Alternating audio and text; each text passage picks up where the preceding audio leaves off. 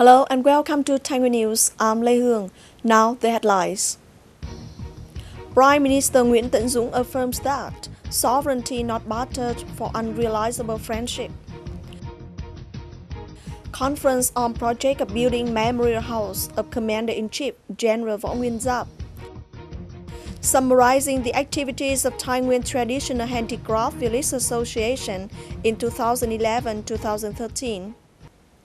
Information about the Chinese illegal placement of oil rig Haiyang 981 in the exclusive economic zone and continental shelf of Vietnam will commence our news today. Within the working visit as he joins the World Economic Forum in East Asia in Manila, Philippines last May 21st, Prime Minister Nguyễn Tấn Dũng affirmed that Vietnam would not barter sovereignty for unrealizable friendship as he answers questions from international reporters. In his speech, Prime Minister Nguyễn Tấn Dũng stated, "I want to emphasize that Vietnam resolutely defends our sovereignty and legitimate interests over our very own territory. We always believe that peace and friendship must be based on the insurance of independence, autonomy, water sovereignty, and will not be bartered for some unrealizable friendship." This statement was strongly supported by the National Assembly and agreed on by domestic and international opinion. This is considered a steely speech of independence, autonomy, and sovereignty of nations and peoples of the world community. Another piece of information attracting domestic and international attention is the International Press Conference on the East Sea developments held by the Foreign Ministry last May 23rd. This is the third time Vietnam has held an international press conference on the East Sea after China illegally placed the rig in the exclusive economic waters of Vietnam. More than 200 reporters and journalists of domestic and international media agencies attended the conference. In this press conference, the representatives of the Ministry of Foreign Affairs of Vietnam spoke drastically against the Chinese interpretation of the content of the diplomatic note dated September 14, 1958, as Prime Minister Phạm Văn Đồng lambasted China's sovereignty on the Paracel and Spratly Islands as a one-sided, distorted interpretation of completely unfamiliar information of the legal foundations of Vietnam, as well as international law, regardless of the reality of the contemporary historical context. The representatives of the Foreign Ministry also said that the distorted interpretation of the 1958 diplomatic note by China is a series of deliberate actions to create exclusives to gradually legitimize their unreasonable claims over the Paracel and Spratly Islands of Vietnam. In a related development, China continues to have stronger reaction to Vietnam's fishing boat. According to records of the Vietnam Fishery Protection Development, the number of Chinese vessels around the illegal rig 981 is 127 by May 24th, and these ships continue their aggressive behaviors with an increasing speed. In addition, 4 Chinese aircrafts were flying several rounds at the height of 300 and 500 meters over the area where Vietnamese law enforcement is on duty. Rocket Guardian ships moved away from the rig and were carefully hidden than before. Meanwhile, the fishing boat groups have been consistently struggling to narrow the gap to the rig of 5.5 to 6.5 miles for propaganda. As of this reading, 8 ships of Vietnamese law enforcement had the audio-visual equipment broken and the antennae and shells smashed, while 3 fishermen were slightly injured. On May 21st, Thái Nguyên Provincial People's Committee conferred about investing and building the Memorial House of Commander-in-Chief General Võ Nguyên Giáp in the Special National Historic Area of ATK Định Hóa. Ma Thị Nguyệt, Vice Chairwoman of Thái Nguyên Provincial People's Committee, chaired the meeting. On the basis of unifying the direction of Thái Nguyên Provincial Standing Party Committee and the Ministry of Culture, Sports and Tourism, the Memorial House is located on Phu Don Hill, also known as the General's Nomination Hill, in Phu Dinh Commune, Định Hóa District. Accordingly, the Memorial House will be built on the total area of over 27,500 square meters, with a total investment capital of 32 billion Vietnam đồng, mainly from socialization budget and partially supported by the state budget. The construction consists of the Memorial House of General Giáp and other supporting works invested by ATK Định Hóa Eco-Historical Management Board. The designing consultants decided to divide the project onto modules to accelerate its progress. The said project is expected to be completed in December this year. Speaking at the conference, Mrs. Nguyệt requested the investor and designer to seriously take the feedback of the participants and to speedily complete the project in time to celebrate the 70th anniversary Vietnamese People's Army.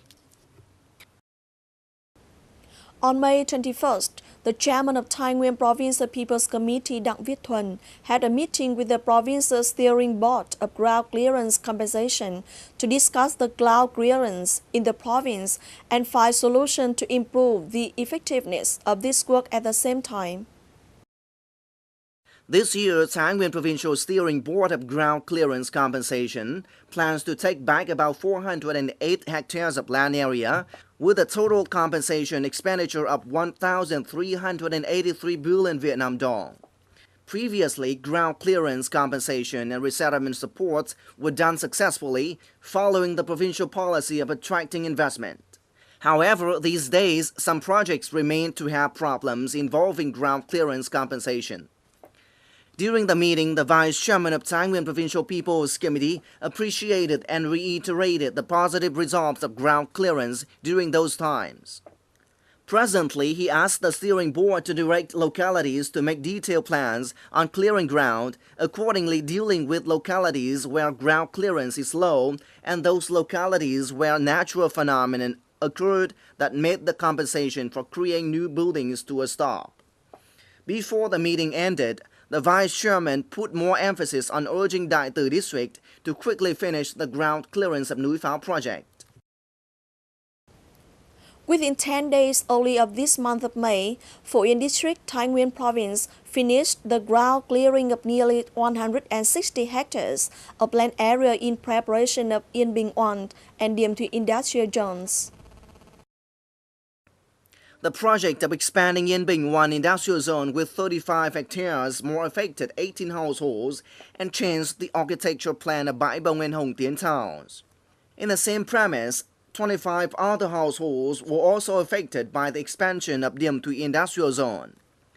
In order for the investors to continue their works as planned, Phổ Yên District directed relevant agencies and branches at all levels to explain the compensation policies to the affected households, to continue ground clearing, mobilize the youth to help tear down buildings, and cut down unnecessary trees on the land belonging to the project.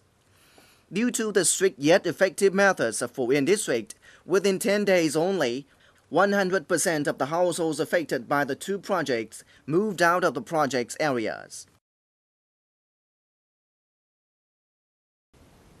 On May 23rd, Thái Nguyên Traditional Handicraft Village Association held a conference to summarize its activities from 2011-2013. Vice Chairman of Thái Nguyên Provincial People's Committee Nhữ Văn Tâm attended the conference. It will be recalled that the association was established in 2011. 3 years after its establishment, the association has 238 members. In particular, 105 traditional handicraft villages for enterprises and 120 members receive recognition certificates in the provincial level. In the coming time, the association will continue to focus on directing the traditional handicraft villages to stabilize the organizational structure and its personnel, the transparency of working regulations, boost the promotion of trade and investment in the traditional villages, registration of brand names for the products, control the safety and hygiene of food in the agricultural product processing villages, enhance the brand name value of each product, and improve the public awareness of preserving and protecting the environment, and to build 3 to 5 villages close to the community tourism. Speaking at the conference, the Vice Chairman recognized and praised the results achieved by the Thái Nguyên Traditional Handicraft Villages Association in just 3 years of existence. He noted that in the 2 years remaining of the period 2011-2015, the association needs to develop small yet effective industry development programs, consult and propose encouragement forms for the local villages to work well. The local departments and authorities should also help and support the association to perform the task well. That's the end of our program today. Thanks for your watching. Goodbye.